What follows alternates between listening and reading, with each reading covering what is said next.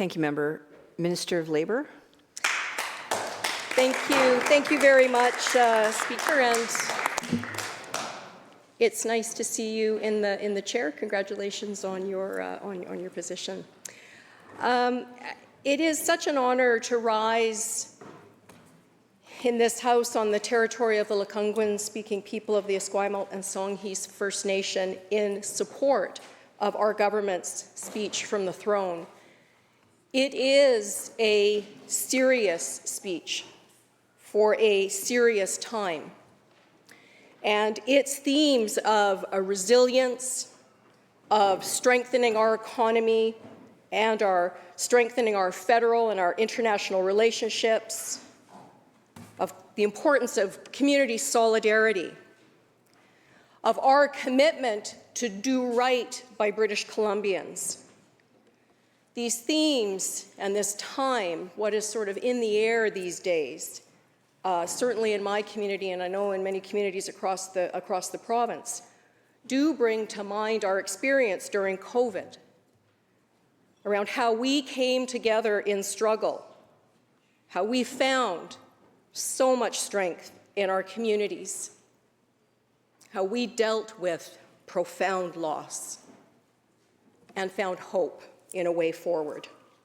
And we today find ourselves again in a profoundly difficult time with a serious attack in the form of a trade war that we did not ask for. But I do want to say, just before I get into the substance of my comments, I need to provide just a personal reflection on loss and hope, which have been consistent themes in my life over the past few years. And I know we all know this, but none of us end up in this place on our own. We rely on the strong support from our families and from our communities. And that has been particularly true for me in this last period of time, because just after the writ dropped last September, my life partner, my soulmate, my very best friend in the world, Francois, he died after a very, very difficult battle with cancer.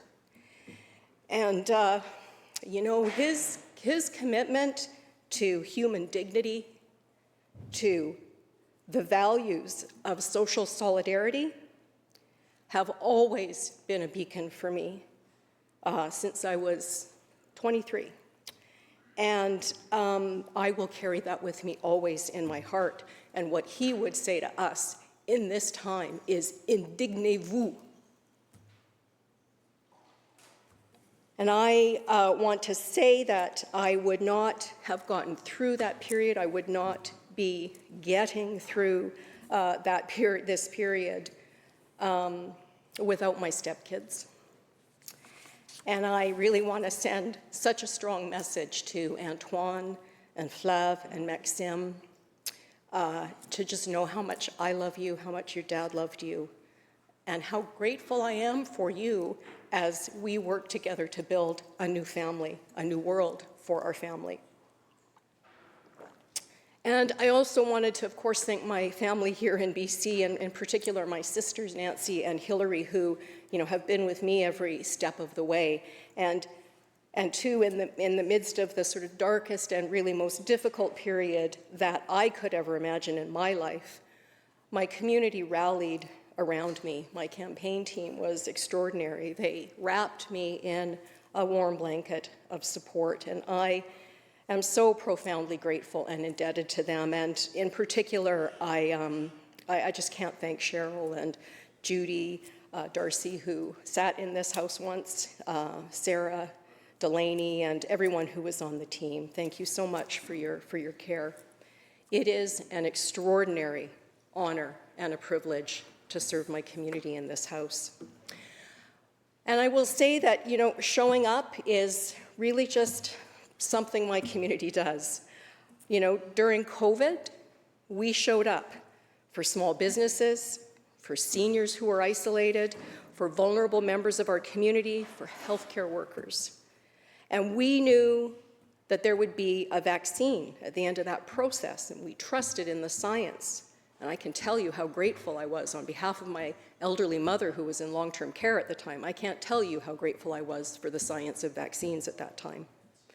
We knew we would see the other side of the pandemic, and that was important. I think psychologically for us, that was important, as tough as that time was. But what is different now about this crisis is that it is harder to see what the other side will look like. And this crisis, I think, will test us in different and very difficult ways. But I am confident that we will come together to do what we need to do to protect our communities. And in my community, we are so lucky to have a terrific Chamber of Commerce and business improvement associations who really understand that for us, small businesses, they are the backbone of our local economy. And they advocate so effectively for all of our business districts, from 12th Avenue to Uptown to Downtown and over to Sapperton. And now, for my riding, extending up North Road a little bit to take in part of that Coquitlam-Burnaby area where we are seeing a growing and vibrant Korean business community. And I know that shopping local is a point of pride. And I just have to point out that the Cougar Paper Mill, a fixture on the Fraser River waterfront for a very long time, and just a short walk down river from where I live, produces, among many other products, Purex bathroom tissue. And I don't know that there'll be a run on that in the way that there was during COVID times, but I can tell you that for that necessity of life, you cannot get more local than that. And thank you, Kruger, for all you do in our community.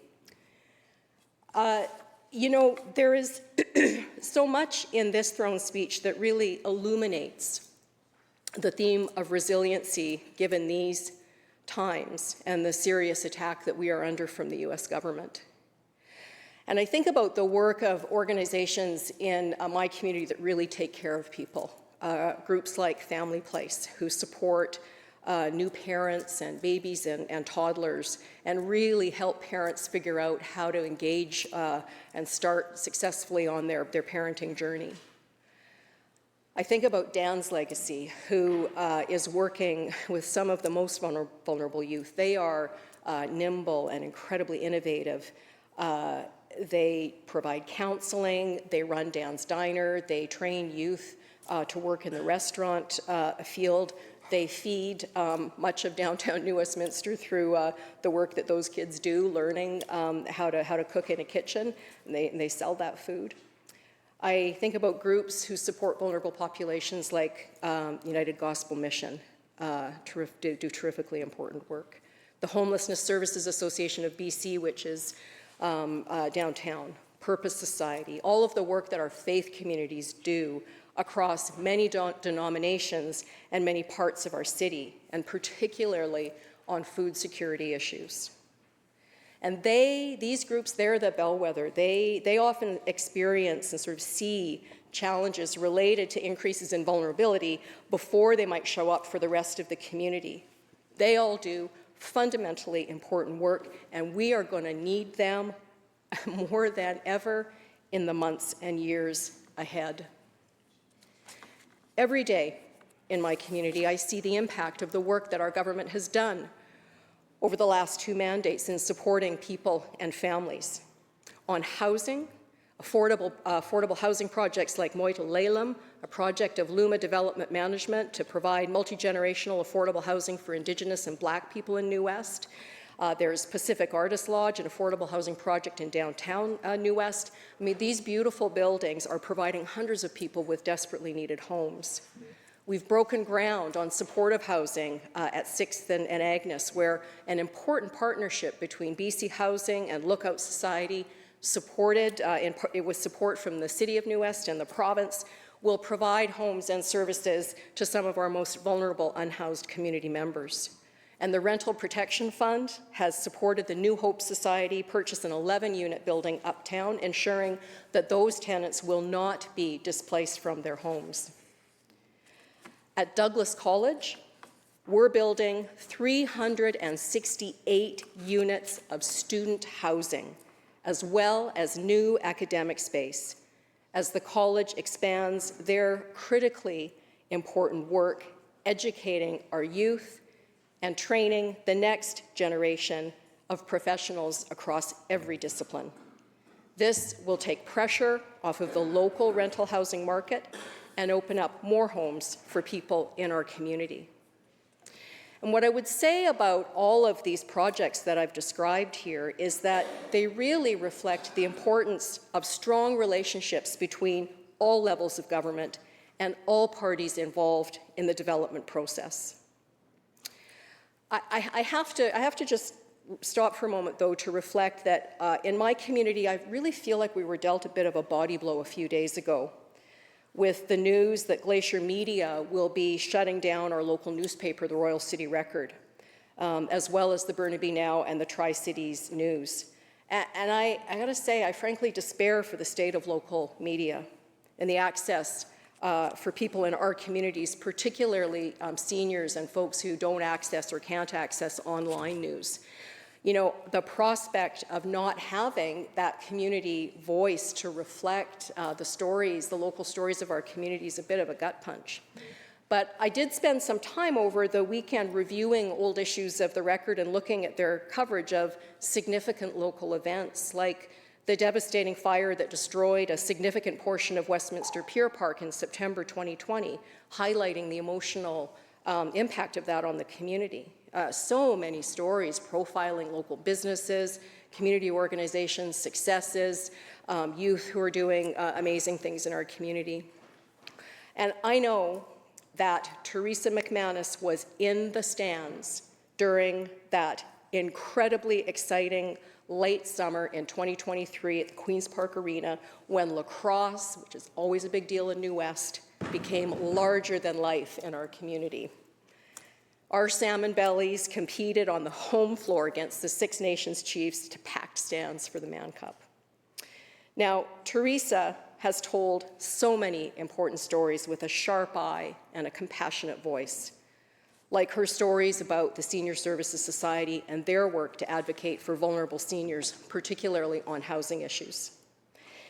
And I think, too, of Julia McClellan writing a deeply moving and eloquent essay about her father's death from COVID, her words channeling the grief that many of us experienced during that time, and the recognition of her work, a vast body of work, advocacy, work on reporting on education, on so many things in New Westminster. She won a gold medal award from the Canadian Online Publishing Awards for her work. Journalists like Teresa and Julia and all of the others at the Record have been such important storytellers about our lives. They've been a critical part of the fabric of life in our community, and their work will be sorely missed. It was hard when they stopped printing the paper a couple of years ago, but the ending of this operation really leaves our community in a news desert. And yet there is so much in our community that deserves to be reported on, from the Hayak Parade to the Pride Festival to all of the sports and arts events to the cultural crawl, the garden gals, the minor hockey, now ball hockey. I mean, we will have to come together and find new ways to tell our stories, and we will do that.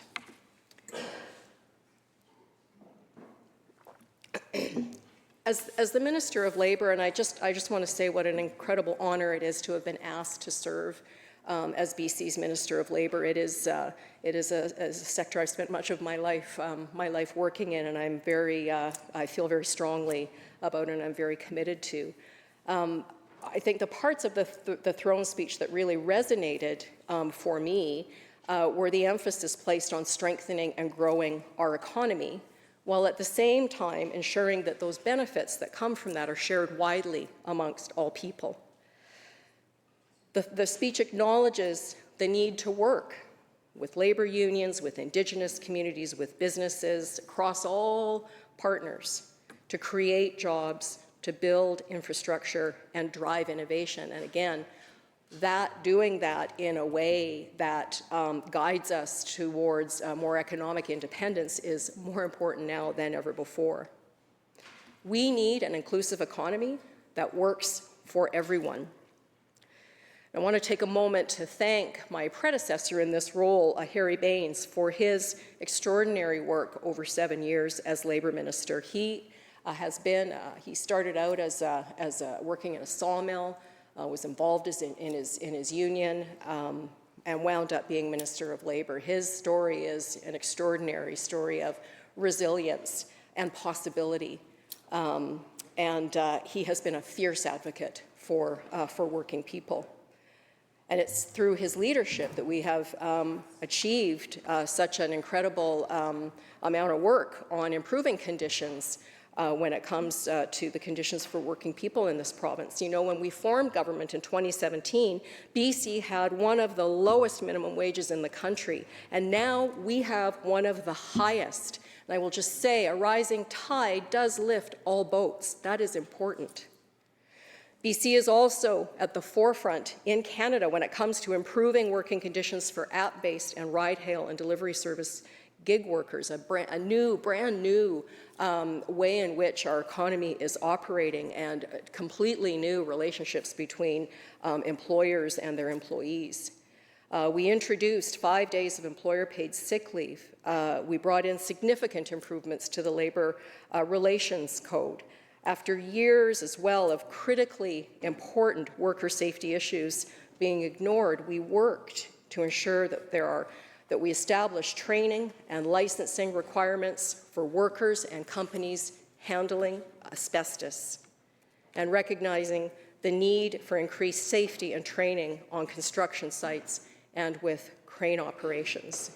And I will just say that there are far too many workers who do not go home at the end of the day, or who go home with occupational illness or injury that fundamentally alter the course of their lives, and we must work with urgency to stop that from occurring.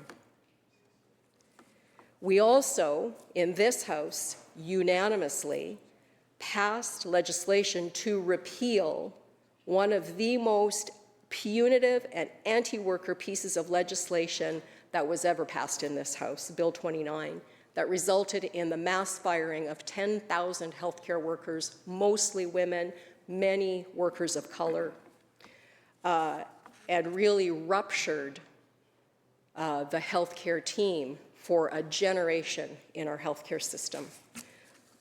That legislation has been repealed, and those workers have been returned to the public healthcare system. In 2017, we also made it easier for workers who had been injured on the job or who had been made ill by the work that they do to access the health care they need.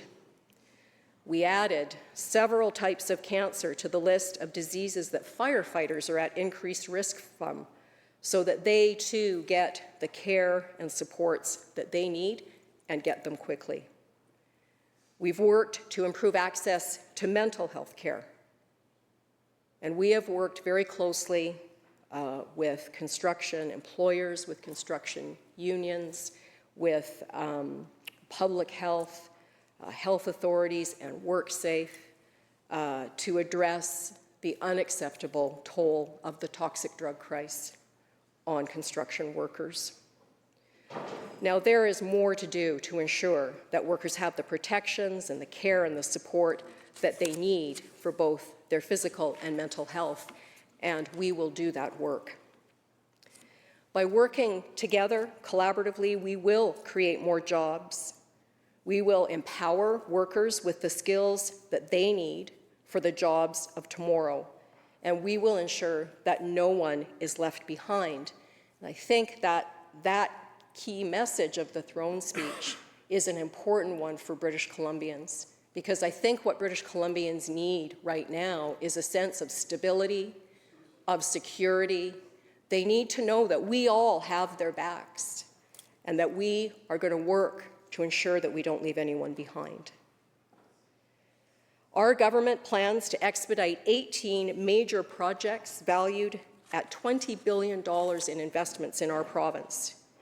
And that really speaks to the commitment to immediate action that will benefit families and communities across the province. And these projects, spanning critical sectors such as natural gas, clean energy, mining, are not only about economic growth, they will create good family-supporting jobs. They're also about ensuring that our province's prosperity is sustainable and equitable. And it is particularly encouraging to see that 12 of these projects are majority-owned by First Nations, reflecting a true spirit of reconciliation and partnership. And as we continue to diversify our economy, we place and will continue to place a strong emphasis on the need to strengthen British Columbia's global relationships by expanding trade partnerships with Asia, with Europe, and beyond, work that we have been doing successfully over the last number of years. And we will work to open up new markets for our industries, creating long-term growth opportunities for workers and business alike. However, the challenges that we face are not solely economic in nature. We have to confront the very real threats to our sovereignty, to our way of life. And this commitment in the Throne speech speaks to this issue with the utmost clarity. British Columbia will not be intimidated. We will not be dictated to by forces beyond our borders. This situation, while deeply, deeply concerning, reminds us of the importance of standing together as one, united in defense of our economic interests and our sovereignty as a province and as a nation. We will stand firm against unjust tariffs, and we will continue to advocate for the fair treatment of British Columbians and Canadians. We did not ask for this trade war, but we will respond with strength, with innovation, and on the other side of this will be a stronger British Columbia.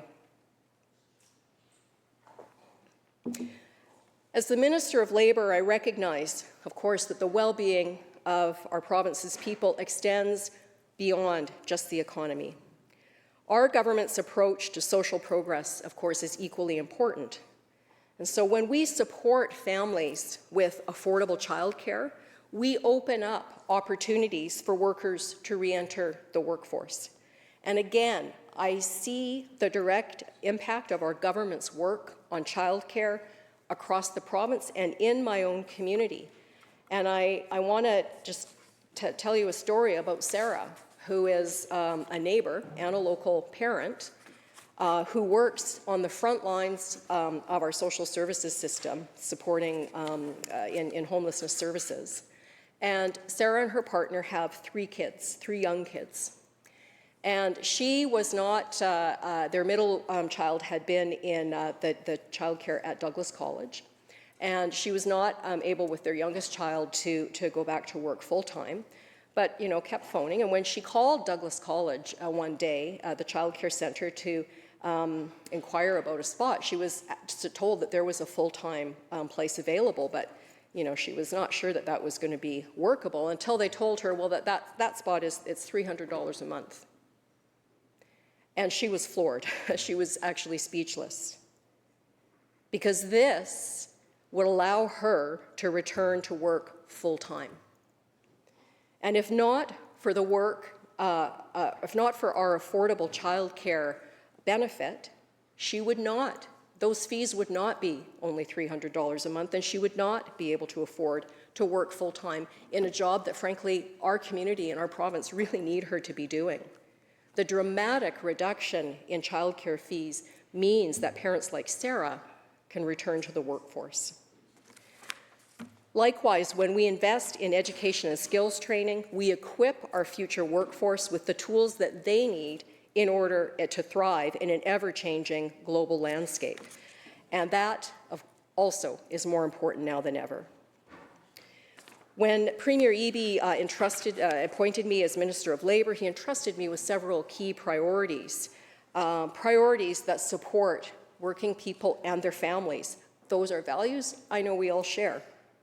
Priorities like standing up for workers facing exploitation, supporting workers who are experiencing domestic abuse, partnering with the Ministry of Health to support trade workers affected by the drug crisis, collaborating with WorkSafe on injury prevention and supporting injured workers' return to work, and ensuring the standards and protections that we brought in for gig workers last year have a positive impact and are rolling out as we planned.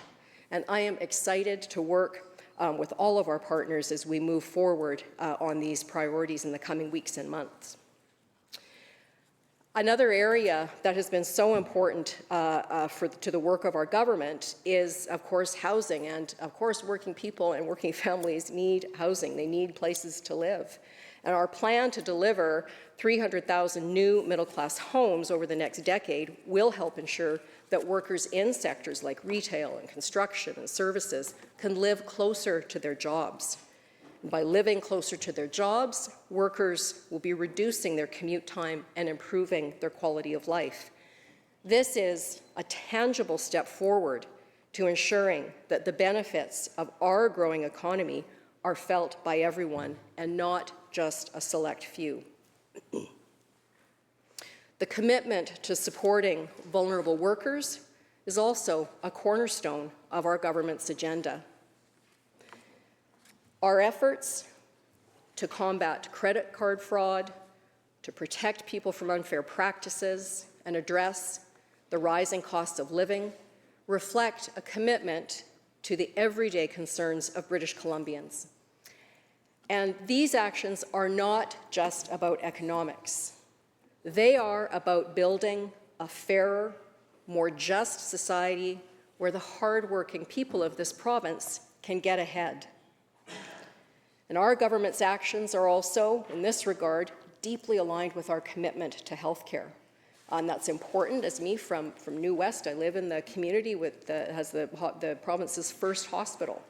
I mean, we're adding nurses and family doctors and building new clinics. In fact, 30 hospitals, 30 new or upgraded hospitals, 11 long-term care centers, 4 cancer centers, and one of those upgraded hospitals is in New Westminster, where we are adding, we've added hundreds of desperately needed additional beds. When the new tower opens, there will be a new emergency room, an entire floor for interventional radiology. It is RCH is already a crown jewel in our community and for the province, and we are working to improve access to health care across the province. And we know that by supporting our healthcare workers, we ensure that our public healthcare system remains strong and capable of providing the life-saving care that everybody needs without exception. You know, in this time of uncertainty, we have to recognize and really stand on the value of unity.